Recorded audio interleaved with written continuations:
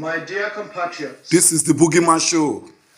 We have arrived at one of the greatest. Subscribe to my YouTube channel and put on the notification bell so that whenever I post new video, you will be the first to get it. After the Civil War, this is the first statement Major General Yakubu Gowon make.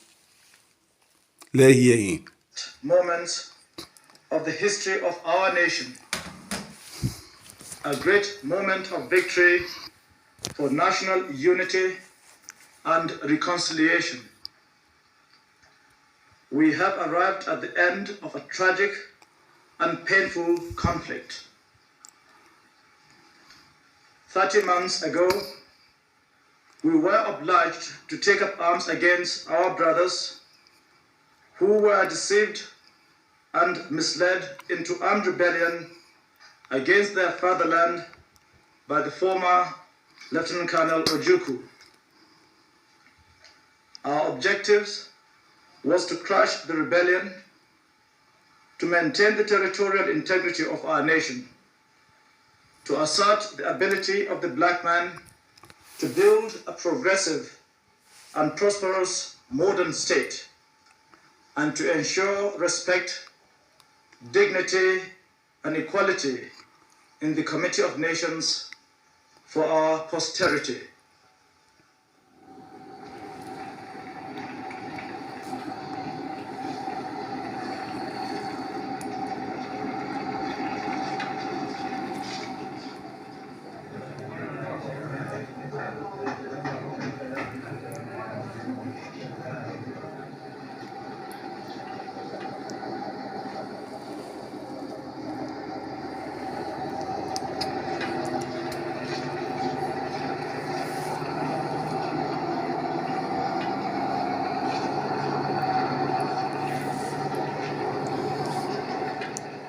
Aburi Accord.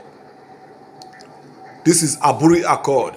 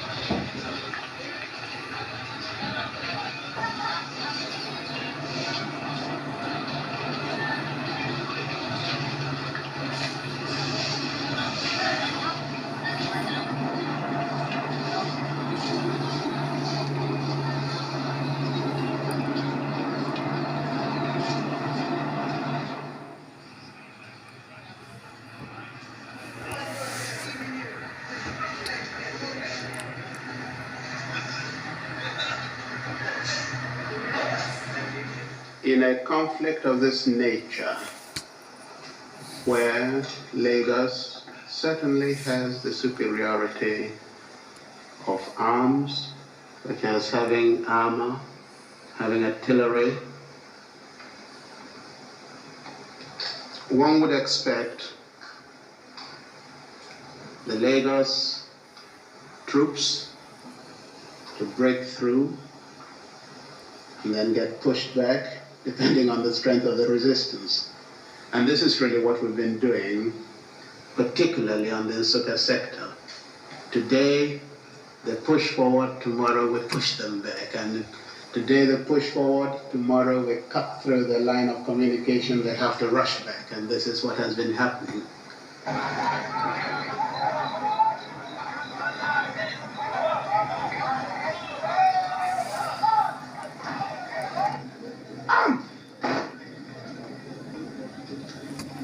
The Biafra army.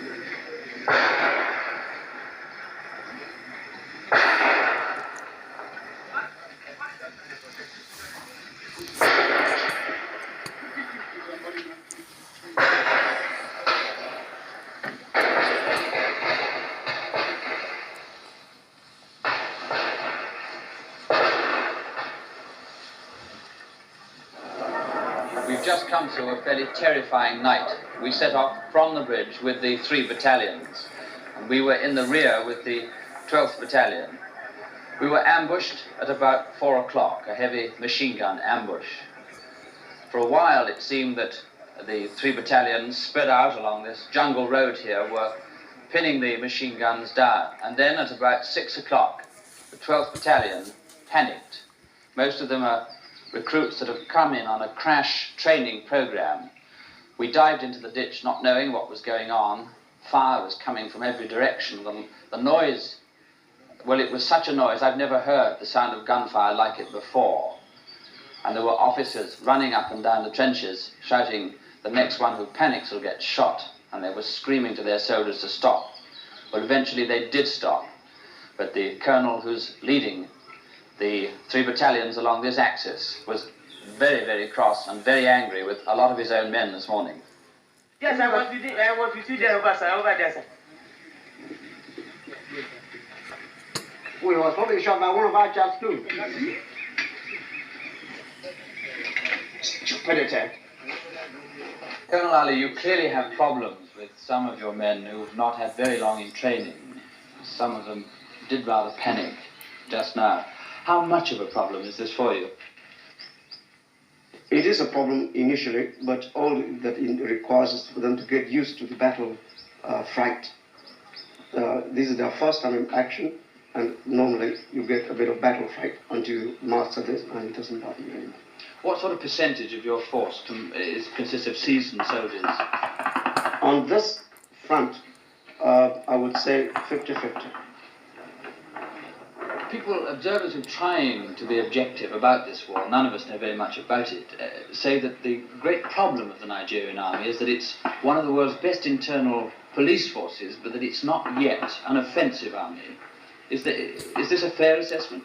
I would say this is a very fair assessment, because the Nigerian army and the country as a whole never thought of being faced with this sort of problem ever.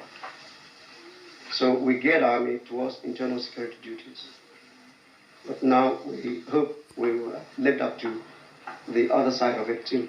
So you are making the transformation in this war from a police force to an army? Exactly.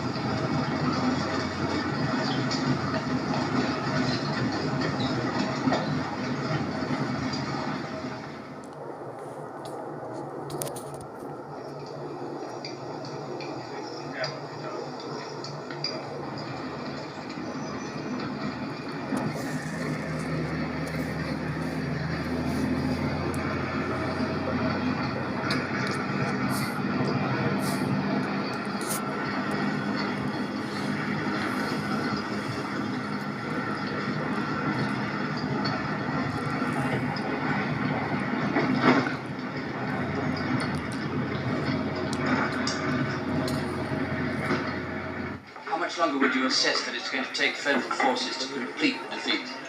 Or another month or so, as I reckon. Particularly as we're very fast in the Midwest. If we get all the troops in the Midwest onto this sector, and the pressure from ECOM sector, I reckon another month, maybe even shorter. Since I've been with you in these past few hours, I've heard you say several times, Colonel, that we're all Nigerians fighting this war. Does it hurt you particularly to have to shoot them, fellow Nigerians, Igbos? Well, I must admit, it's not funny. This war is not... We had a similar operation in the Congo, and this is different. It hurts, but it's a duty that everybody must do, and we are doing it, I reckon, very well. Most of the officers in the army, except the newer ones, Ojukwu recruited, are very well known to us. And of course, so goes to the other ranks. And it's not funny when you have to kill someone you know very, very well for a very long time. Would you say that the chances for Nigeria staying as one united country will be better or worse after this war? This will depend on the attitude of the civilian population and, of course, the soldiers themselves. But I think we stand a good chance of surviving much better. At least we shall respect each other's views much more after the war than we have hitherto done.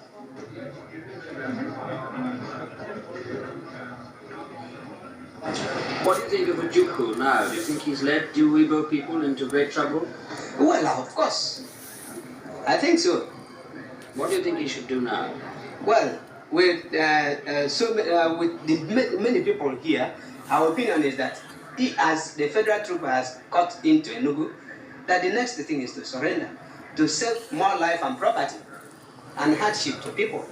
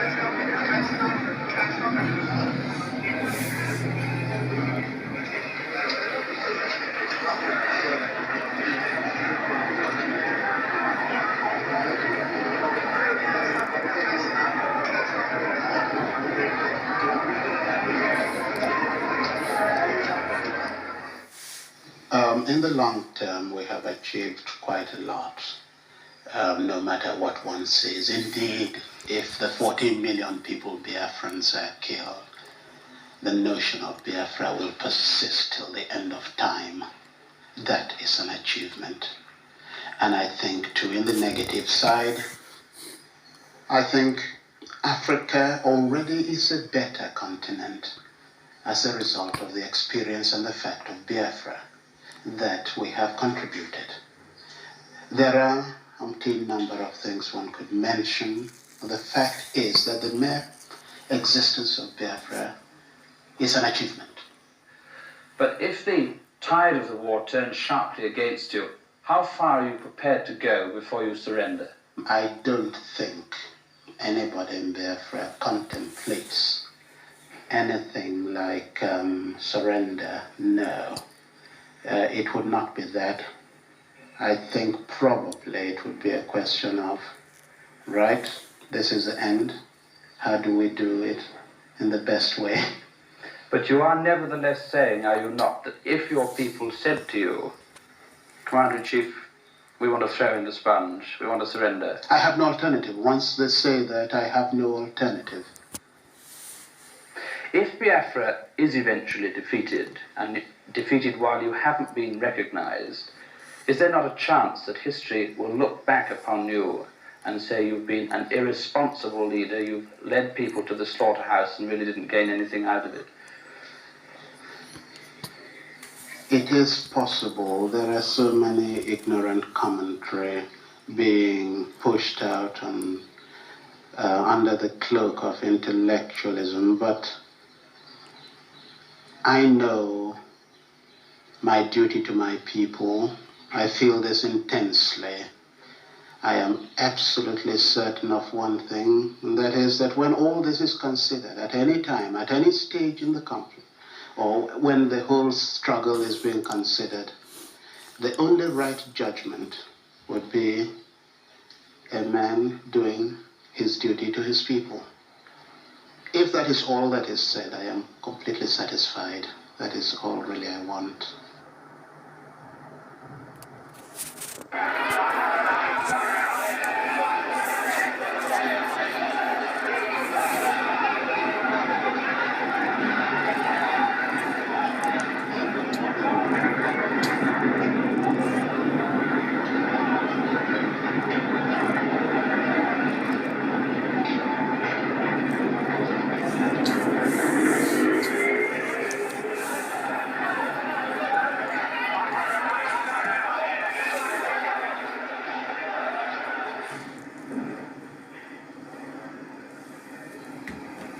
It's not an allegation, it's an accusation direct. The British government knows that it is giving massive aid to Nigeria to fight against us. And it is not a point, it's all open, and they don't deny they are doing it.